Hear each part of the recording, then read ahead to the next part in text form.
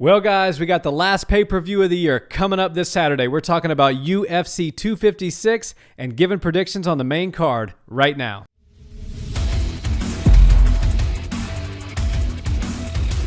What's up, Barnhill family? Welcome back to the channel. Yo. So, Nick, 2020 is coming to a close. Yeah. The UFC calendar year is coming to a close. Although we have that great card on December 19th, we still have one more pay-per-view event, UFC 256, one more title showdown before the end of the year.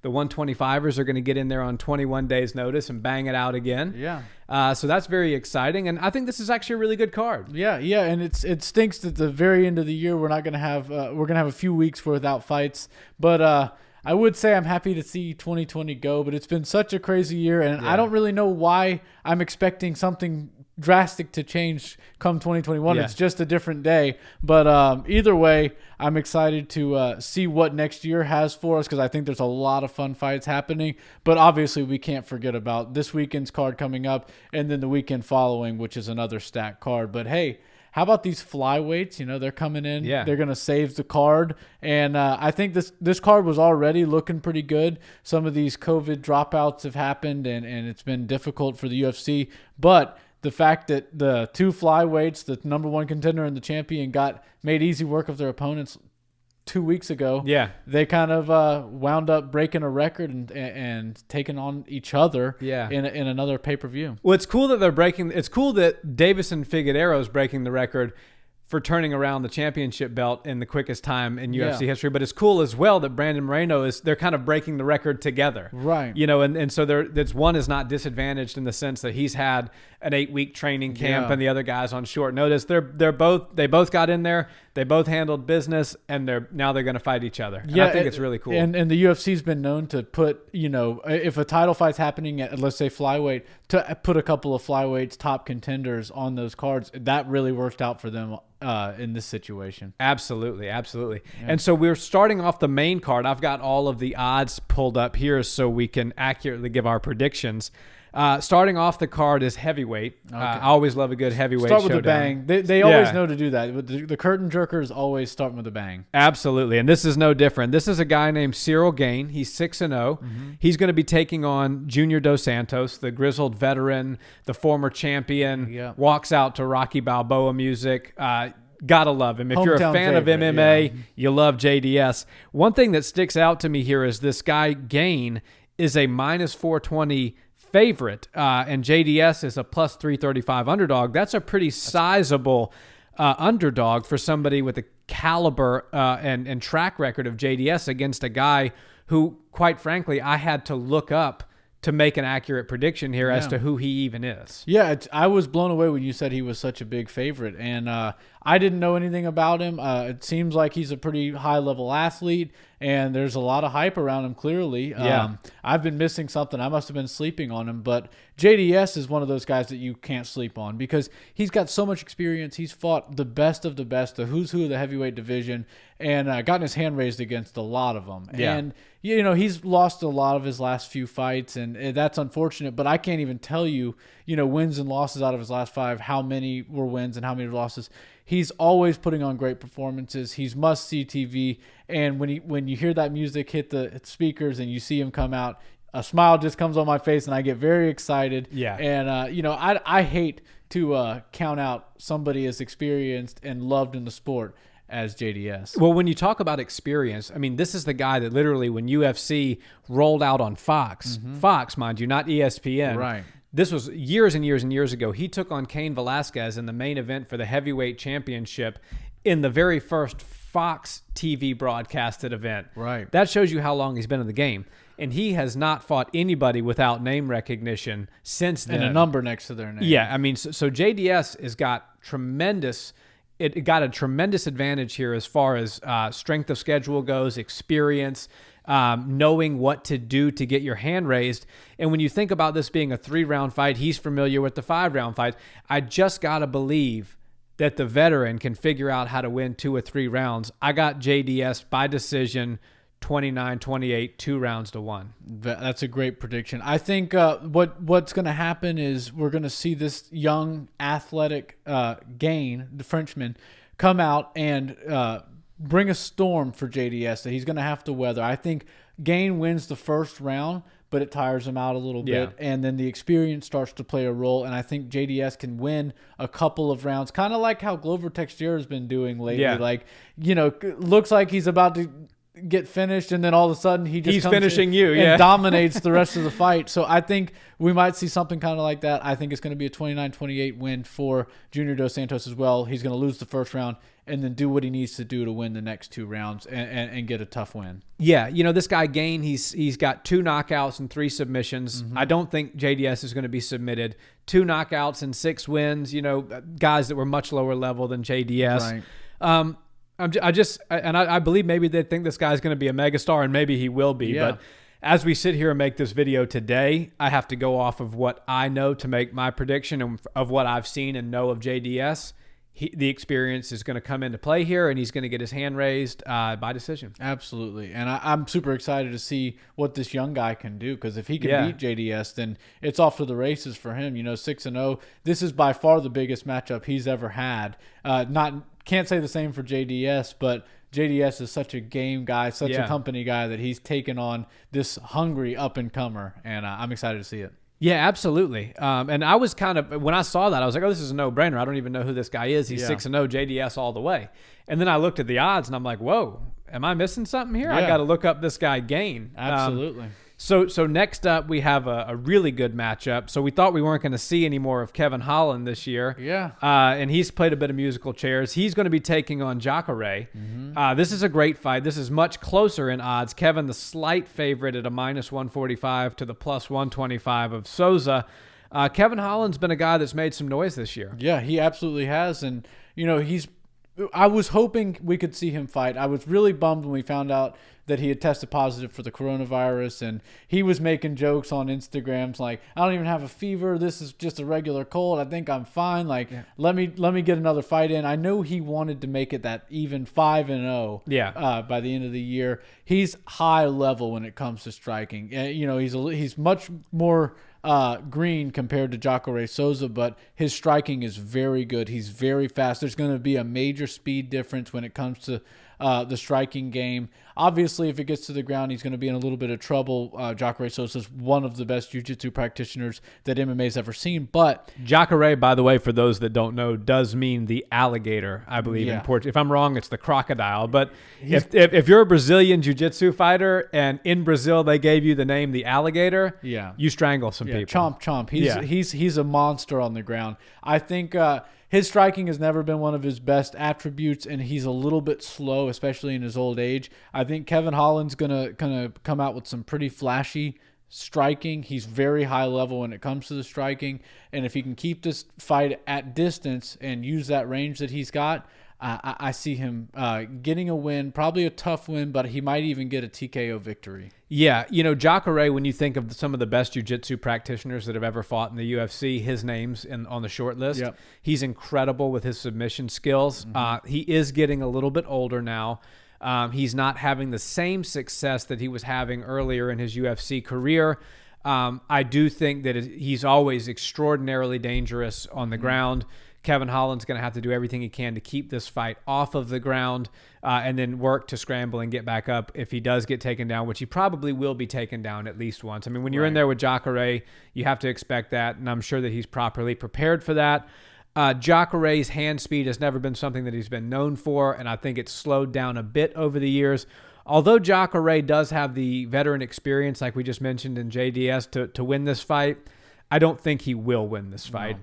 I'm going to go Kevin Holland, second round technical knockout, hits him with a good crisp shot, finishes it with some ground and pound. That's a good call out. I think there's something to be said for momentum, confidence, the youth, and Kevin Holland's just a fun guy. He's an entertaining fighter, and he believes in himself. So I think I'm gonna go first round finish. Through just referee stoppage TKO. And this will be a marquee win for him. I mean, if you beat Jacare, no matter how old or how past his prime he is, Jacare Souza is still Jacare Souza, and that's a major feather in the cap for Holland. I think that would be his biggest win thus far. Oh, for sure, by a long shot. So next, oh man, I'm so excited for this one. We watched this guy and we didn't know anything about him. I can't even remember. I think it was maybe even before the pandemic hit. And I'm talking about Rafael Fiziev. Oh, yeah. This guy's out of Thailand. Man. Incredible striker. I mean, we watched him and we're like, I don't even know who this guy is, but he's absolutely putting on a striking clinic. Turns out, I think I read some stuff on him. He was one of the instructors at Tiger Muay Thai, which is one of the best, Muay Thai camps in the world. Yeah. They churn out a lot of good people. Valentina Shevchenko has spent some time over there. And so this guy, Fiziev, is the real deal. He's a little shorter for the division. He's bodied up. He's jacked. But, I mean, his striking and the excitement when he's in the cage is something to watch. And he's taken on Renato Moicano, who is also known for his exciting striking. This, in my opinion, aside from the co-main event, has the biggest potential for fight of the night. This is going to be an exciting fight. And I will say, before we get into prediction, Fiziev it's the same odds as the Holland fight. He's a minus 145. He's the favorite to a plus 125 in Renato Moicano. So again, very close odds here, but this is a super fun fight. I'm super excited to see Rafael Fiziev back in the octagon. As soon as we saw him fight for the first time, we were like, oh my God, this is like 155 is already such a fun division, but now we've got like arguably the most exciting striker in the entire sport just added to the most exciting division. And, you see these fighters from all over the world going to Thailand to learn, the art of Muay Thai and trying to figure out, all the ins and outs of the martial art that is Muay Thai. And he's, I guess, the guy that they go down there and learn from, and he's the trainer down there. So when you watch him in the cage, which is really something that's really cool and it's very rare, is he almost looks like he fights like how a coach would spar a fighter. Yeah. If you've ever been in a gym and you've sparred with like a coach or like a guy who's been around the training for that long, they look so comfortable. And to be able to bring that into an actual fight under the lights and unified rule set is something that's very rare and very impressive. Yeah, he's very comfortable in there. Yeah. And I would say he's got the advantage on the feet here against Renato Moicano for sure. The only disadvantage that we could bring up is obviously, he doesn't have the pedigree in Brazilian Jiu-Jitsu that Moicano has. And so Moicano, if it gets to the ground, he could try to look for a sub. He could look, if he starts to get pieced up in the early rounds, to go for a takedown and maybe make this a bit of a dog fight, make it a fight where Fiziev's got to exhaust himself scrambling and getting back to his feet. But I'm going to go ahead and say I don't think it goes that way. I'm a fan of this Fiziev. I think he's the slight favorite for a reason, and I think he's going to win this fight. I think that he's going to get a late finish, late TKO finish in the third round. He's going to finish the fight in the last round. Nice. Yeah, and that's the thing is it almost seemed like in his last fight that he was interested in gaining some experience in MMA, and so he was – I'm not saying I think he could have finished the fight earlier and he dragged it on, but he was comfortable in there and he was just moving and getting some feels and looking at some things and taking his time. So I do think we're going to see him try to gain some more experience through fighting and getting some rounds in, especially against a game fighter like Moicano. I think that we're going to see him get a finish, second round TKO. Or actually, you know what? I think it's going to be a KO. I think he's going to do something super impressive. You watch him do all those crazy slips and pullbacks and stuff like that. Stuff that even the best strikers in MMA can't do. So if you don't know who he is, you'll definitely know after this weekend, and he's must-see TV. Yeah, Fiziev. He's going to win the fight, and I think he's going to continue to be an exciting name at 155. Yeah, and I think they've already lined some things up for Chandler, but that's a fight I'd love to see. It's classic. You talk about the striker versus grappler, and you never really truly get that because everybody trains everything, but that would be just about as close to a striker versus grappler matchup as you could get. Because if he got to the ground with Michael Chandler, he'd be in trouble. But if Michael Chandler couldn't and he started to chop those legs down and slow Chandler down, Chandler might be in a world of trouble. Yeah, Fiziev might be a name that is on a lot of people's tongues towards the end of next year. I think he's the 2 fights away from the main event for a reason. They see something in him, and not just he's pretty marketable, but his skills do all the talking for him. Yeah, absolutely. And talking about exciting fights at 155, how about this next one? Oh, man. Charles Do Bronx Oliveira versus Tony Ferguson. As you know, we did a whole video breaking this fight down just because it was worth a video in and of itself. But this is a great fight. I mean, Tony Ferguson was the guy. Everybody was saying that if anybody can beat Khabib, it's Tony Ferguson. I think he was on a 12 or a 13 fight win streak. Looked like an absolute unstoppable force. Trains like a savage. Is a savage. Had a setback with Justin Gaethje, and people are trying to determine, was that a bad night, or is Tony Ferguson not the Tony Ferguson of old? I'm going to say it was a bad night, because I believe, and also Justin Gaethje, by the way, is no easy opponent. Right. I believe Tony Ferguson's going to be a man on a mission in this fight. Yes. Can he get past Charles Oliveira? I think there's some debate there, but the odds in this fight do have it in Ferguson's favor. He's a -165 to a +145 for Oliveira. So again, a pretty close a fight as well. So how do you see this one going? Well, they see it the way we see it. I think it's a very close fight. It's going to be a very competitive fight. Oliveira's looked great as of late. Tony Ferguson has always looked great. He stumbled a little bit in his last fight, but I mean, Justin Gaethje proved that he belongs in a title fight at 155. So I think Tony Ferguson just, didn't get the right matchup, and it was a tough thing. And he had come off a weight cut, and bouncing in and out of opponents. He was supposed to fight Khabib, and it's just a crazy time. Totally different training camp as well. Absolutely, totally different. And I think that the reason Moicano versus Fiziev, no matter how long it lasts, isn't going to be fight of the night is because this one's going to be fight of the night.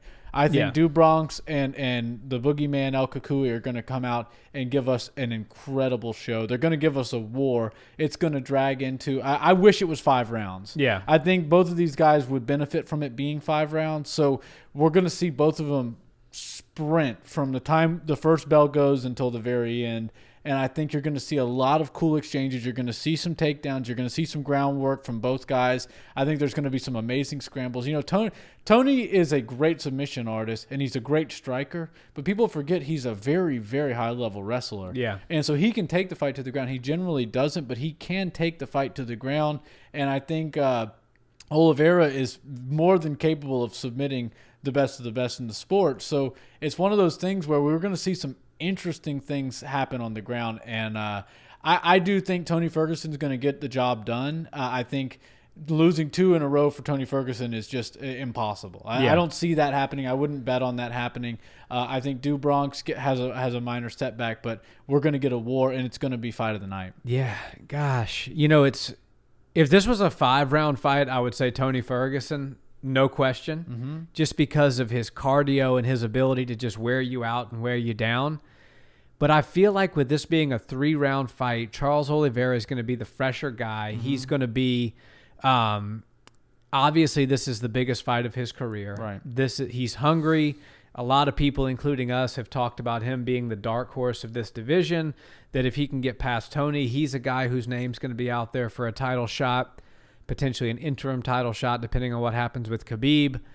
And because it's a 3-round fight, I'm going to say that Bronx does enough to get past Tony Ferguson and win in a split decision. So he's going to – it's going to be a tough It's going to be a close fight. It's going to be a fight that could go either way. But I think he's just going to get a little bit more done.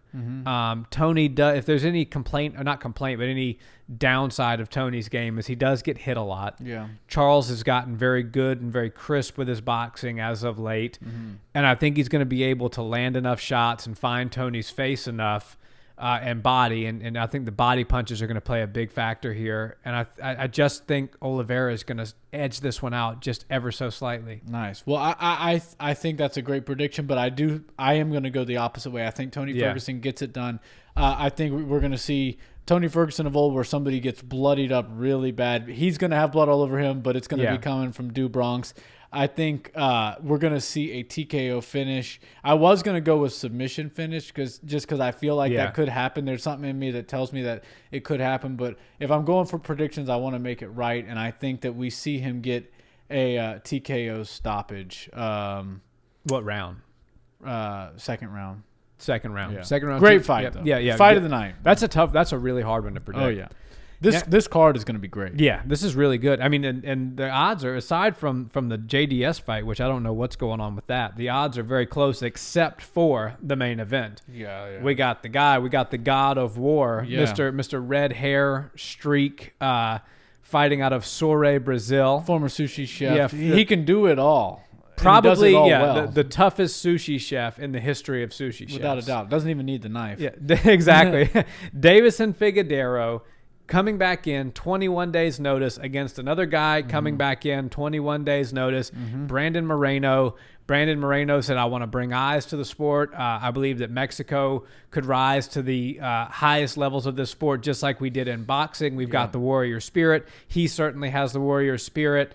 The question is it enough to get past the God of War, who seems to really be making the 125 division exciting again? Yeah, he has definitely brought some new life into the 125ers. And, Henry Cejudo gets credit for saving the division, but he is keeping it alive and thriving. Yeah. And personally, I like Brandon Moreno. I think he's a good guy. He's clearly the number one contender, deserves this title shot, and I love the quick turnaround. I'm big into it. I think there's something to be said when you have two great performances like that and then strike while the iron's hot. Both these guys are fresh. I love that the UFC turned them around so quickly. So they're Deiveson Figueiredo, and even Brandon Moreno for that matter, they were in the news cycle, and they didn't even drop out of the news cycle. They stayed in it for like a month. It's good. And it's great for them. It's great for the 125ers. All of them should be grateful for these two guys. I just think that 125 has a champ, has a king right now, and he's head and shoulders above even the number one contender, Brandon Moreno, and everybody else is just fighting to see who the next best guy is. I think we're going to see another finish for Deiveson Figueiredo. I think so. Deiveson, he's the guy at 125. And I don't even think the guys left Vegas. I think that Dana White has kept them in quarantine, kept them in Vegas with their trainers, and they're just going to run it back real quick, which the 125 division, I love that the UFC, they were wishy-washy on it at first, but once they committed to keeping the division, they've done everything they can to make that division very exciting, and it is just that right now. It's a fun division, a lot of highly skilled people. You know what you see, and us being smaller guys ourselves, we're kind of biased towards the smaller guy. Right, we love them. What happens is, and not to say that a lot of bigger people aren't very technical, but when you go to a jiu-jitsu gym or a Muay Thai gym, and you're the size of Francis Ngannou, you don't ever need to develop the level of technical skill that somebody our size does to defend yourself.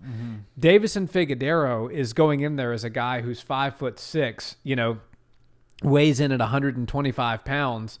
And I'm sure he was thrown to the wolves in Brazil, as a white belt in jiu-jitsu, had to climb the ranks, get his black belt, develop striking as a smaller guy. And what we see a lot of times is the smaller divisions really do harbor the most technical of fighters. Yeah, and speed is also the most important thing when it comes to fighting. And the 125ers are always the fastest guys. 35ers are very fast as well. It's pretty close between those two, but they're way faster than every other division, and it's very fun to watch because they do so many things, and the volume that they do it at is really crazy. It's unmatched, and they never get tired. Yeah. I know this will be a 5-round fight, but I don't see it going past 2 rounds. I think Figueiredo is such an exciting fighter. He's a finisher, and we saw him get the finish via choke last time. I think he's gonna he doesn't really respect anybody's striking down at 125, and I think he hits more like a 35 or a 45er. So I think we're gonna see him walk Brandon Moreno down and get a knockout in the first round. Yeah. Same prediction from me. Really? Until proven otherwise, Figueiredo knocks everybody out at 125. Most of them don't even get out of the first round. I mean, he's the real deal. I believe in this kid. I think that it's going to be a while before somebody beats him. I think if Cody Garbrandt knows what's good for him, he'll stay at 135. I think he knocks Cody Garbrandt senseless in a 125 fight. I'm a big believer in Deiveson Figueiredo right now. And it's just no slight to Brandon Moreno. He's still a young guy. He's got a lot of future in front of him, and maybe he will be the champ one day. Maybe Deiveson moves up to 35 because we know he's had problems with the weight. His biggest problem seems to be the scale at times. So maybe he moves up to 35, and that opens up an opportunity for a Moreno. But until further notice, my prediction's on Deiveson Figueiredo, and it's to get him out of there in quick time. Yeah, he's always going to be getting first or second round finishes. That's just his nature. That's his style. And I think he's just physically stronger, more athletic, and a step ahead of everybody as far as technique goes. It's kind of like Demetrius Johnson, but a more violent version of Demetrius Johnson. Yeah. And it's like a DJ if DJ was looking to just knock your head off. Right. You know, not that DJ didn't have some great finishes, and I mean that he's still the GOAT, takedown to armbar was probably one of the craziest finishes I've ever seen in UFC history and MMA history. But yeah, I mean, he wasn't looking to just one punch start you like this guy is. Right. Yeah. Figueiredo is very exciting, and I can't wait to see them fight for this title. I think Brandon Moreno is going to be a little bit tougher for him than Alex Perez, but not a whole lot tougher. I agree. So just a quick rundown on the fights, guys. That was the main card predictions. We both picked the veteran JDS, even though he's a major underdog, to beat the newcomer Cyril Gane. Excited to see that. Kevin Holland, we both selected him. I believe I selected a second round stoppage or a late stoppage. Both picked Fiziev to win. Yeah.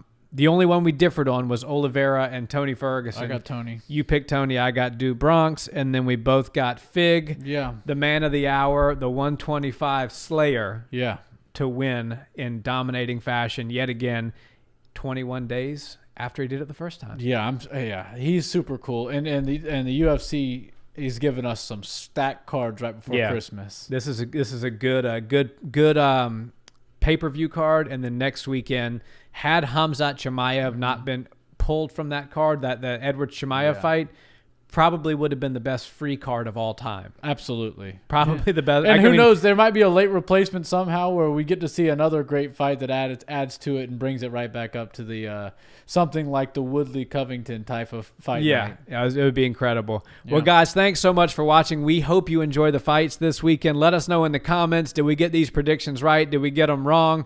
Who do you agree with? We only differed on one, but let us know who's right about Kukui and Oliveira. I think Oliveira's got it.